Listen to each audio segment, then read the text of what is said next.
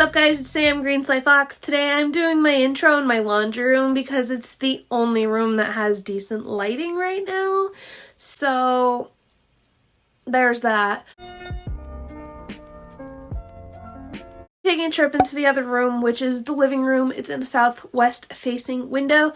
The best way to go ahead and find out where your windows face is you could go in the Compass app and go ahead and just take your phone in front of the windows and it'll literally tell you which direction they're facing.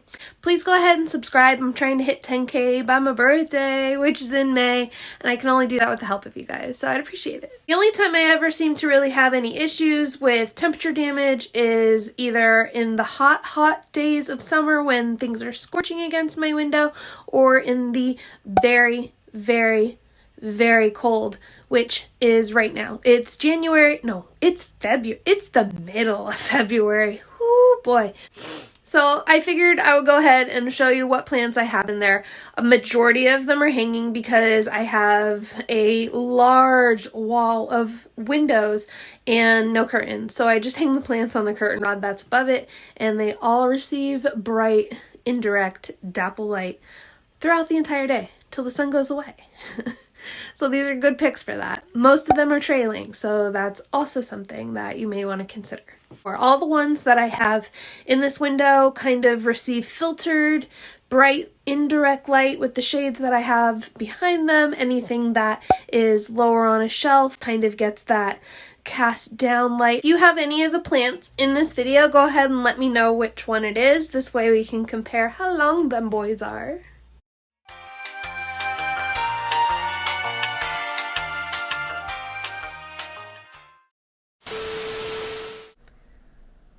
Starting over here, we have my golden pothos.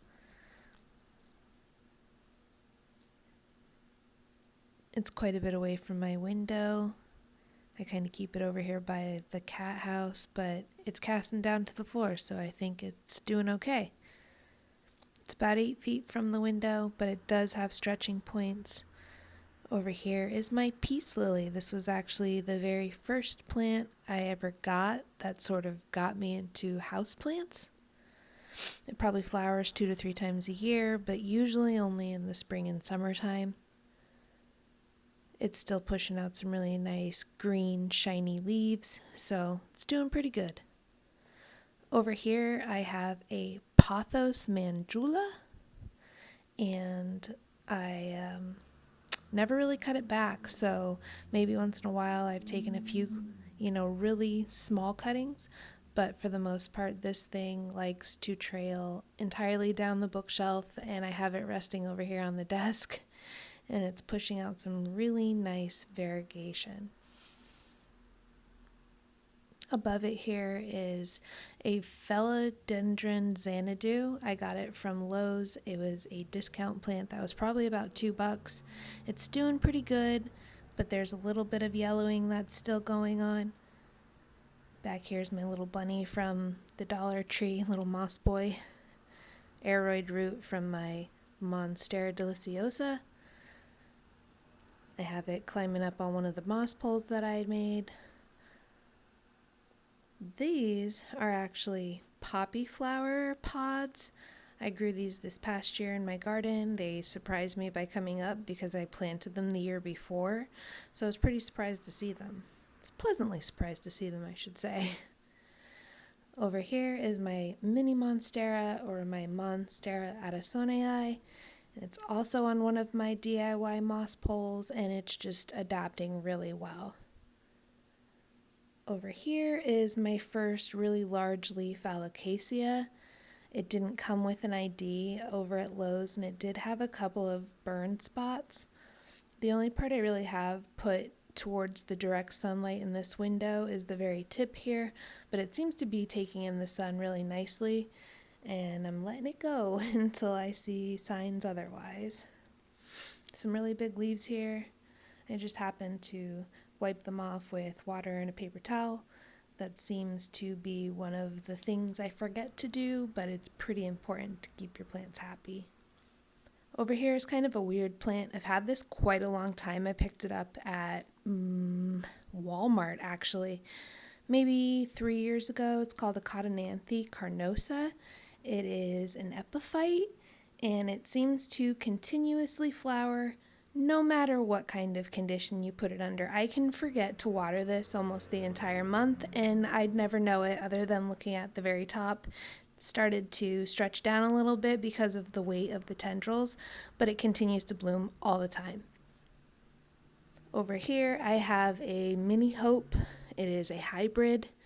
I just recently turned it from inside the window because I noticed that a lot of the leaves were touching the cold surface, and because of that it did get a little scorched, which happens, so I have to keep a better eye on that during the absolute cold months, which happens from January, February, and March here.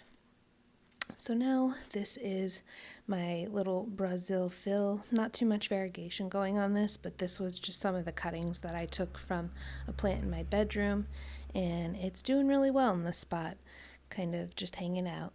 This is my neon pothos. I've never changed it from this container, but oh my gosh, does it need it.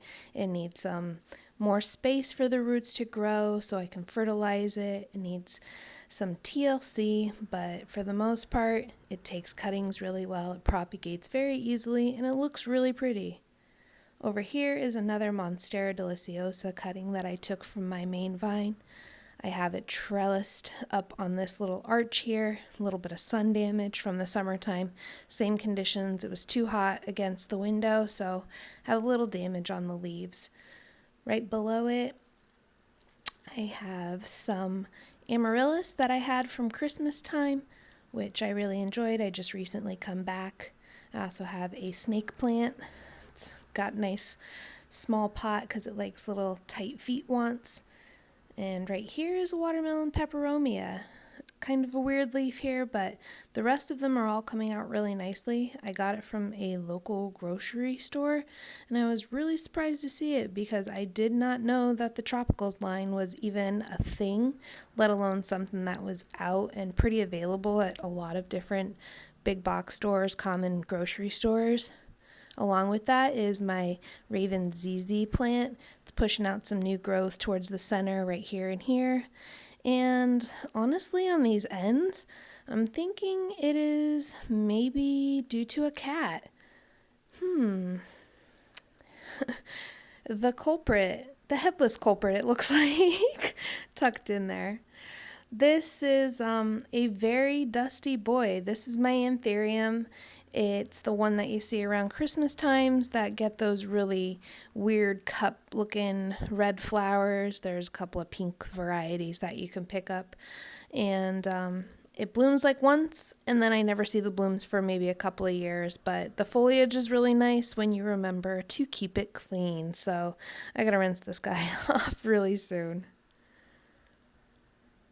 On the opposite wall, completely on the other side, is two cuttings that I recently took from my Monstera. I just have them rooting in some water bottles. This way I can propagate them and work on filling out some of the plants that I have here or just making new ones. So within the last 2 weeks since I cut it back, it's not got too many visible roots, but I do have this one starting to come out, so I'm hopeful it's going to do okay. Believe it or not, I do own a fake houseplant. It fills in this section really nice. It's very far away from the window, so until I can find a real plant and this ugly Boston fern dying in the back, we don't talk about that. This is all of my trailing plants. I think if ever I were to do a video, this would be a fat majority of them featuring hanging plants, but it works for the southwest facing window, and any of these plants that happen to get the low light do very well. They appreciate it, and thank you for watching. The lighting in this house is so weird. If you enjoyed today's video, go ahead and give it a like, subscribe down below, and I will see you guys in the next one. Goodbye.